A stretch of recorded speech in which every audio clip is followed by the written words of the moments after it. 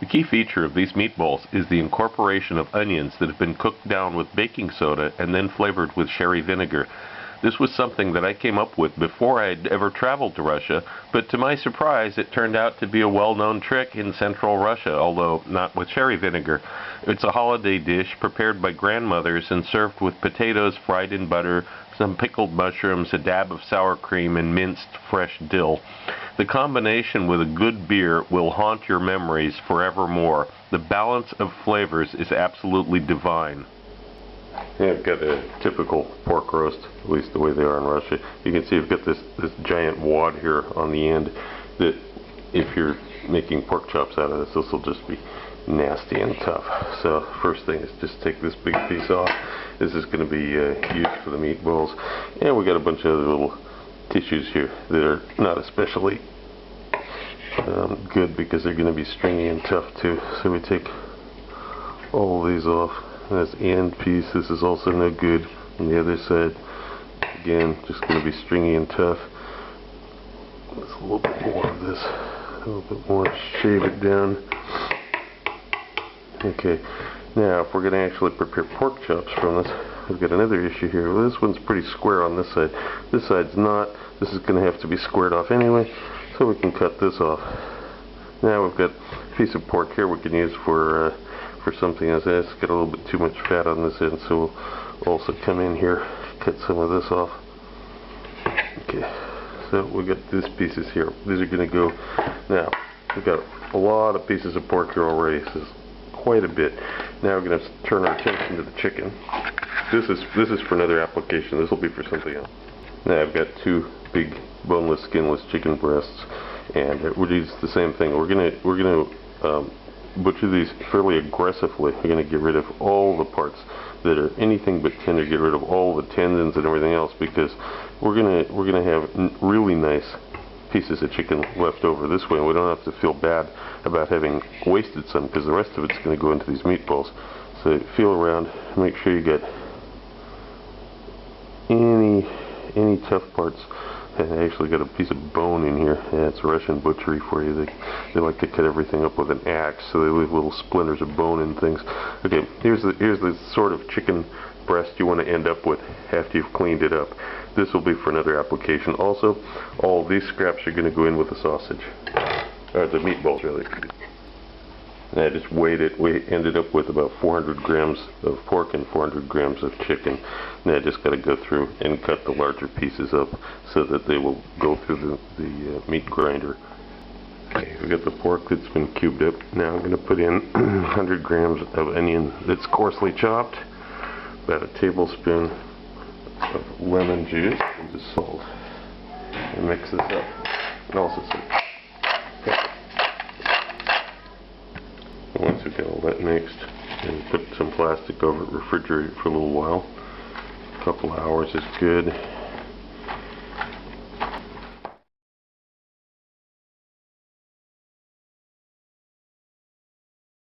One important difference in this is to not use stale bread that you've ground into breadcrumbs, but actually take fresh bread and cook it, preferably with a fan on at a low temperature for an hour or two to dry it out. Remember, there's 100 grams of onion that were left with the meat to marinate. I've also got 200 grams of onions that's also going to be cooked with baking soda.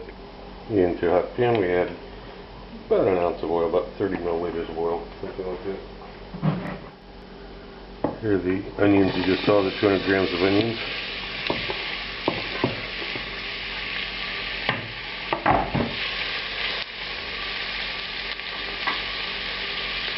One-half teaspoon of baking soda.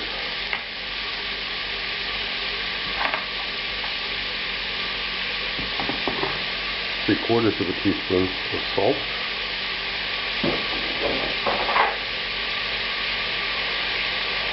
And 1.5 teaspoons of sugar. And we're going to cook these slowly. The heat is on 5 out of 1 to 10. And stir them around, of course. After just about 3 minutes, he sees a lot of liquid here because of the catalytic action of the baking soda, and then also because of the salt helps draw out moisture, so does the sugar. See, after 5 or 6 minutes, it's just swimming in liquid. Nothing like when you cook onions the usual way. You don't get this sort of reaction at all out of them. And after about 10 minutes, you see it's starting to turn into this homogeneous goop. It's very little structure of the onion even visible anymore. And it's darkening and turning even more yellow. And keep cooking it. And this is what it looks like after 15 minutes. You can see it's almost a gel now. You can't even tell it was an onion anymore. Now I'm going to turn the heat off. It's still on the burner, but I'm going to turn the heat off, and I'm going to add that cherry vinegar. And it's going to foam up because it's now neutralizing the baking soda that was in there.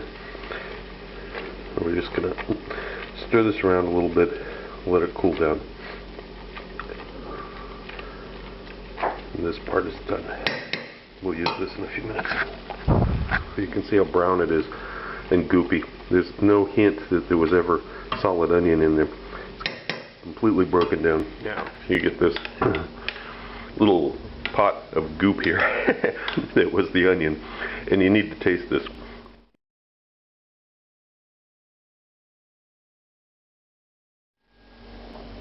It's been, let's see, what is it? It's been about 3 hours now. The meat's chilled, and the flavors are all absorbed. Now this is all.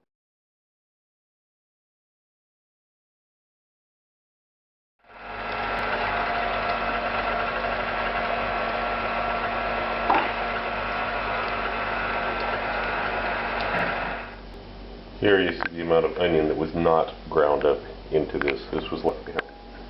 So we have the ground meat here now. Now we're going to work with a new bowl. We've got the lovely breadcrumbs that were made from fresh bread. There's some fairly good sized chunks in it. That's a good thing. You actually want that. It's not like fine breadcrumbs. You want some variety in the sizes. And we have the 200 grams of onion that were cooked down, of course. Now we're going to combine these.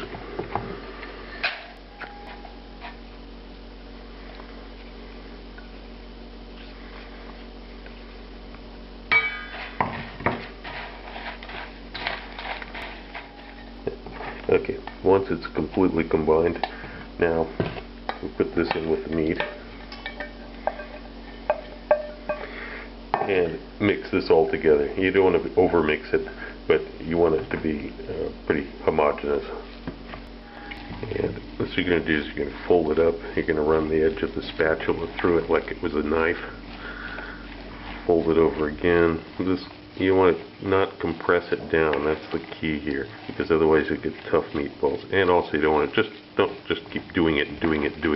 Once you see that there's no large streaks of that seasoning mix in it anymore, you're done. So now this needs to be refrigerated and stored a little bit longer before we actually start making meatballs and cooking them.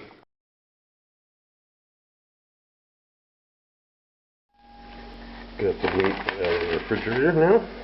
I've got a couple of plates here. I'm going to sprinkle with some flour to keep the meatballs from sticking to the plate. And then begin forming the meatballs just like any other meatballs. And from this you should have about 20 meatballs. Then dust the top of them with some flour and kind of roll them around a little bit on the plate so that they pick up flour on all sides. Okay, now they're ready for cooking.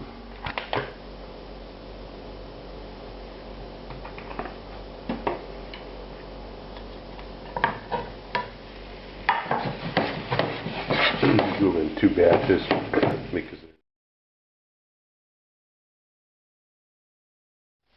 once you get the initial slight browning on each side, then you start to move them off the edge of the pan so that they cook evenly, because the hot spot's in the center, of course, and the edges they'll cook more evenly. And you push them up against the sides a bit as you're going along, and then it's just a matter of patience. Don't try to cook them very quickly. The heat's on 7, but around the edge of the pan it's not going to be as hot, so they're going to take quite a few minutes to brown thoroughly. And every few minutes, give them a little rotation like this, keep them going.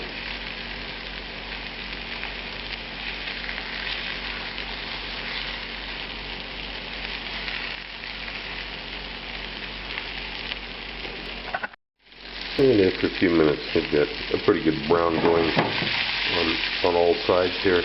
You can transfer these back to another plate and then start the next batch.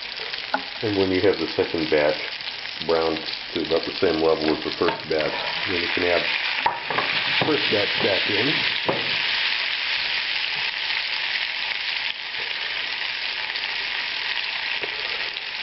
I'll turn the heat down just a little bit to like 5.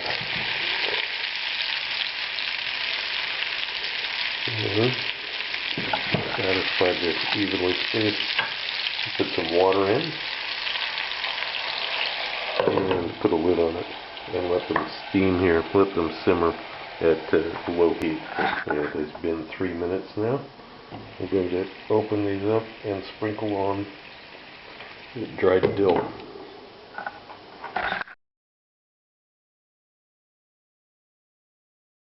After 2 more minutes, I'm going to remove the lid, and we'll mix them around a little bit to make sure that dill is evenly incorporated.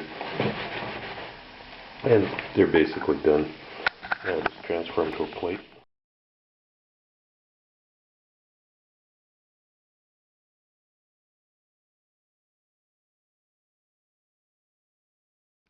Also look for my cocktail book, Cocktails of the South Pacific and Beyond, Advanced Mixology, available through Amazon online.